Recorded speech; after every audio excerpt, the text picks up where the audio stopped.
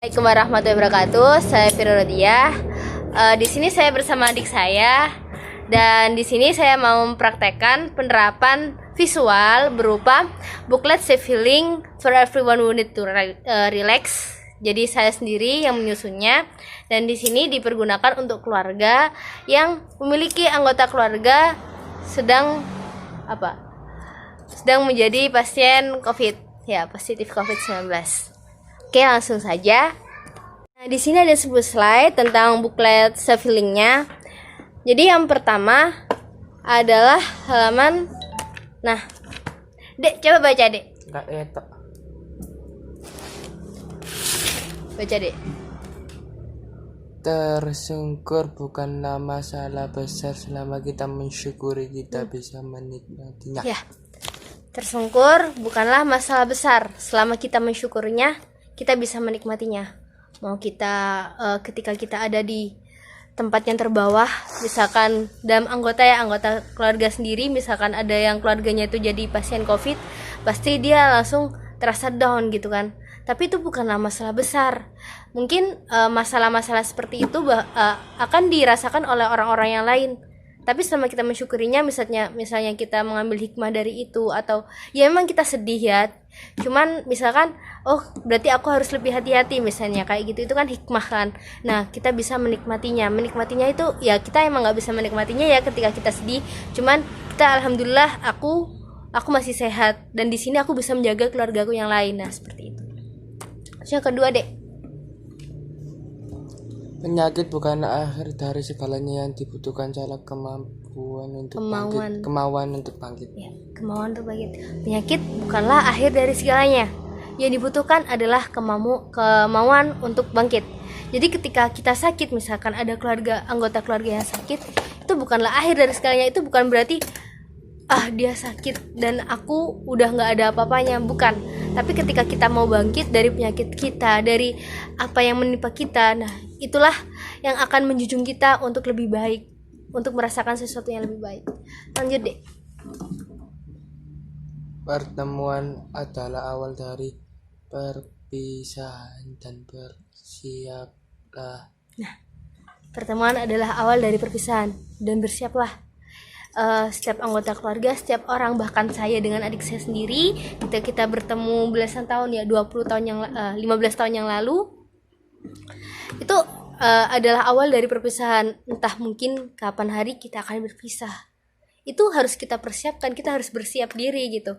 Soalnya Tuhan memang menyiapkan seperti itu, waktu untuk bertemu, waktu untuk berpisah dengan teman, misalnya dengan keluarga. Jadi ketika kita menghadapi suatu kematian di dalam anggota keluarga sendiri, kita juga memang harus bersiap. Baca, Dek. Terkadang menjadi masa bodoh adalah sebuah kebutuhan yang krusial. Ya. Jadi krusial, penting. Mungkin ketika kita menjadi salah satu anggota keluarga yang keluarganya itu terkena COVID, lalu kita kena cercaan dari tetangga, misalnya ada tetangga yang bilang, ih keluargamu ada yang kena COVID, aku nggak mau deket-deket sama kamu, nanti aku terkena juga, nanti aku tertular virus, misalnya kayak gitu. Nah, menjadi masa bodoh itu sangat penting. Kenapa? Karena kalau kita terus memperdulikan apa yang dikatakan oleh tetangga, kita bisa terus kepikiran terus, akhirnya kita sendiri yang punya penyakit, akhirnya ada stres yang menumpuk dalam pikiran kita gitu kan.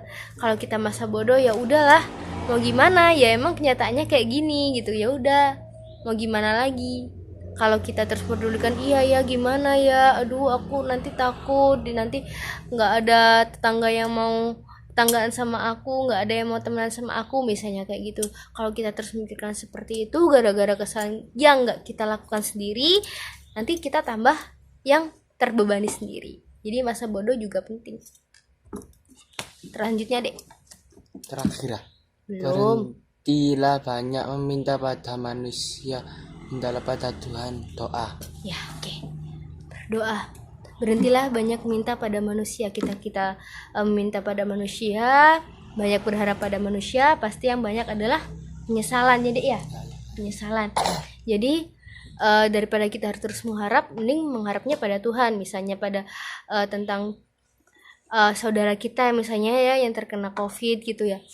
Lalu kita banyak berharap pada perawat misalnya, perawat agar keluarga kita disembuhkan. Ya nggak bisa terus kayak gitu, perawat juga ada batasnya. Tapi ketika kita berdoa pada Tuhan, minta yang terbaik pada Tuhan, itulah yang terbaik. Baca. Hidup ini pilihan dan kau boleh memilihnya. Ya, hidup ini pilihan. Kita sering dikasih pilihan-pilihan yang banyak sekali. Lalu kita disuruh untuk memutuskan pilihan itu. Kita boleh memilih, misalnya kita dalam keadaan terpuruk menjadi salah satu anggota keluarga yang terkena COVID misalnya ya, kita boleh memilih untuk bangkit atau terus terpuruk dalam keadaan kita gitu kan, dalam keadaan yang memang dalam keadaan down gitu. Tapi kita juga bisa memilih untuk bangkit, untuk terus hidup. Jadi hidup itu pilihan dan kamu boleh memilihnya. Jadikan langkahmu sebagai pelajaran. Jadikan langkahmu sebagai pelajaran. Kita dari bayi, dari kita dilahirkan, kita sudah punya langkah. Dan sampai sekarang kita masih terus berjalan. Nah, jadikan langkahmu sebagai pelajaran. Jadikan kesalahan-kesalahan yang telah kamu lakukan di hari lalu sebagai pelajaran. Sehingga kamu bisa belajar dan bisa menjadi orang yang lebih baik. Lanjut deh. Berhati-hatilah, terkadang jalan kita begitu licin atau bisa jadi penuh aral. Ya, atau bisa jadi penuh aral. Berhati-hatilah, karena kenapa? Kalau kita nggak hati-hati, kita nanti bisa tersungkur. Kita bisa jatuh, Ya mungkin kita memang bisa jatuh kapan saja, kita bisa tersungkur kapan saja. Tapi ketika kita hati-hati dalam berjalan, mungkin kita bisa untuk mengurangi frekuensi kita bisa jatuh ketika jalan kita licin atau penuh aral. Kita bisa lebih hati-hati, kita bisa menjadi seorang yang lebih baik. Oke. Jangan berhenti bermimpi. Jangan berhenti bermimpi, jangan berhenti berharap, jangan berhenti berdoa. Berharap itu boleh, yang penting gak memaksakan diri. Bermimpi itu boleh, yang penting kita tetap berusaha. Dan berdoa pada Tuhan. Oke, terima kasih. Assalamualaikum warahmatullahi wabarakatuh.